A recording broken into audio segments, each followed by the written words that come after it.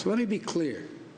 I trust vaccines, I trust scientists, but I don't trust Donald Trump. And at this moment, the American people can't either. I'm calling on Biden to stop promoting his anti-vaccine theories, because all they're doing is hurting the importance of what we're doing. And I know that if they were in this position, they'd be saying how wonderful it is. They're recklessly endangering lives. You can't do that. All right, so no middle ground on this between the two presidential candidates. I want to get the read from Ethan Behrman, the liberal commentator, radio host, much more. We've also got Liz Peek here, Fox News contributor, much more than that.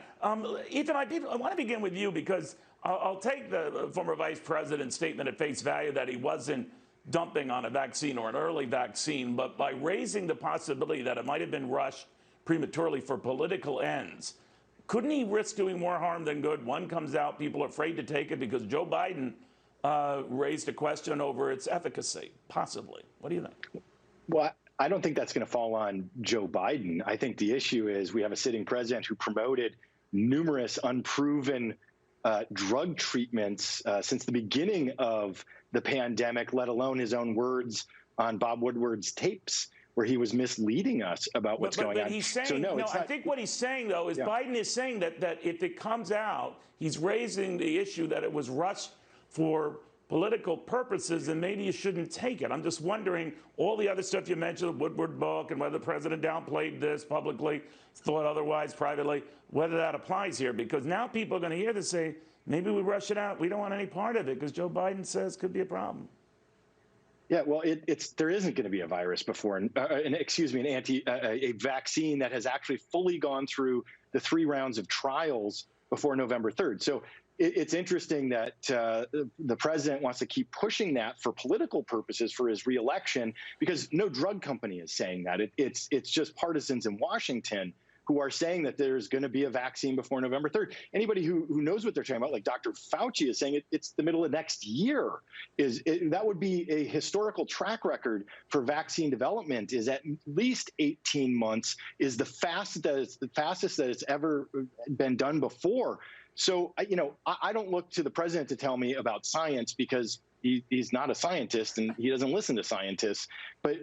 So I don't think it's right to point out Joe Biden telling people not to take a vaccine. There won't be one. All right. Well, I should point out, Ethan, that Moderna now is sharing a blueprint for its coronavirus vaccine trial that could be resumed within the next couple of weeks and out before the end of the year. Pfizer, working in concert with BioNTech, has said much the same. There's no way, to your point, to date this, but it's not the president alone sort of front-running this. But Liz, back to the notion that maybe the president set for himself to get this kind of criticism, that he keeps promoting stuff that doesn't happen. Is that hurting his credibility?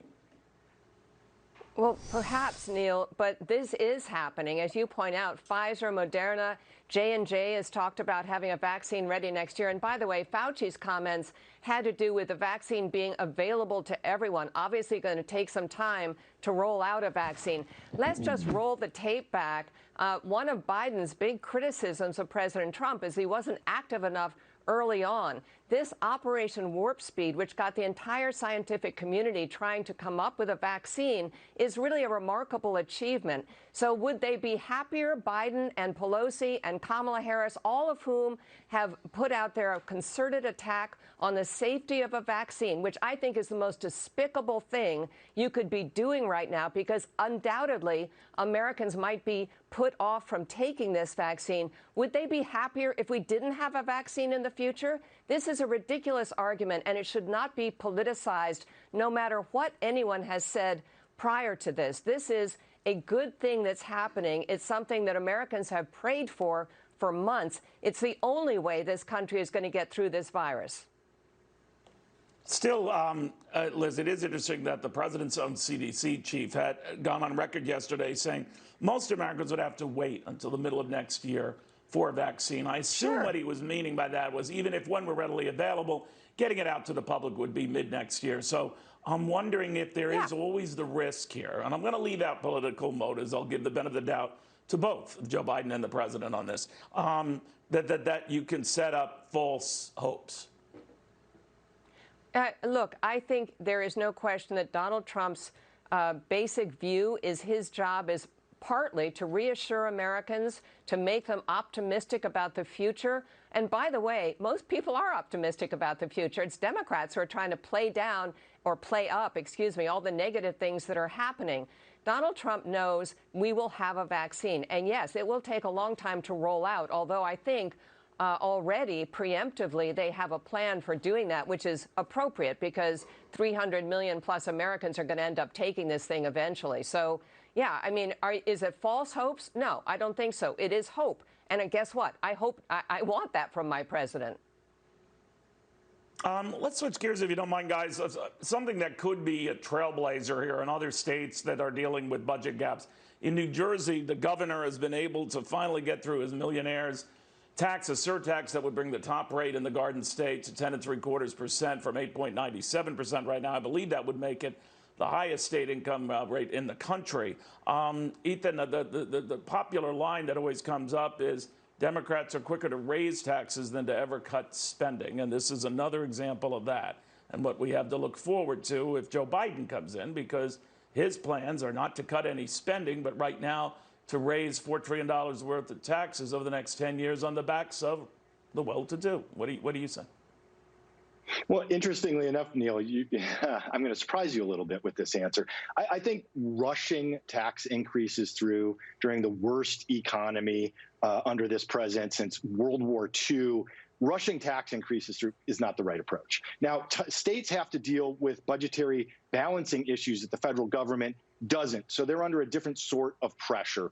But the difference is states like California, states like New Jersey have to deal with the fact that people of means, the wealthiest 1%, can relocate to another low-tax state. I mean, money flows inside the United States, and we're seeing that here. There's fears in California of exactly that, and I personally know people who are leaving California under the threat of us raising taxes another 3% on the top tax rate. Look, the federal budget deficit is a whole separate issue. President Trump, on a hot economy, raised deficits to $1 trillion during a hot economy. So the federal government's one thing, but state governments, are going to have to figure out different ways than just simply raising taxes on the wealthiest people to try and balance their budget. They're going to have to get more creative, and I don't think it's the right move. I think it's going to have ramifications that they don't anticipate.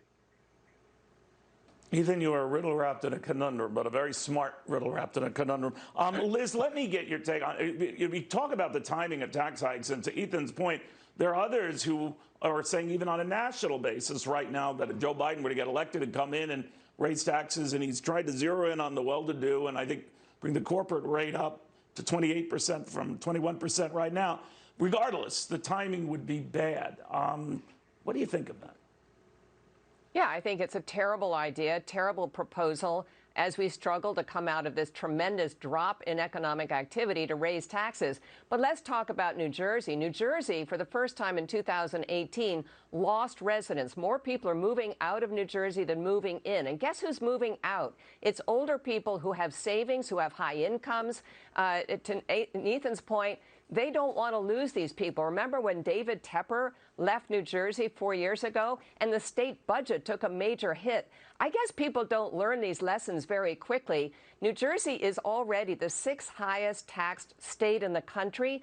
The New York Times says the top 1% of residents there pay a third of the income taxes. The only thing going for New Jersey and raising taxes now is that probably New York and Connecticut are going to do exactly the same thing. So if you're in New Jersey and you're working in New York, you're probably not going to have much opportunity to move to any of those contiguous states. But I got to tell you, I think it is a terrible policy, and they will accelerate the move to Florida, which is, booming as a result of high taxes in New Jersey, in Connecticut, and New York. There's no disputing that, and it's a terrible idea. All right, I'll put you down as a maybe on that idea. All bets are off if Ethan starts doing his radio show out of Texas. Then we know. Then the die has been cast. Ethan, Liz, thank you both very, very much. A very respectful debate on a subject that's pretty heated and actually getting more so as we speak. Corner Wall and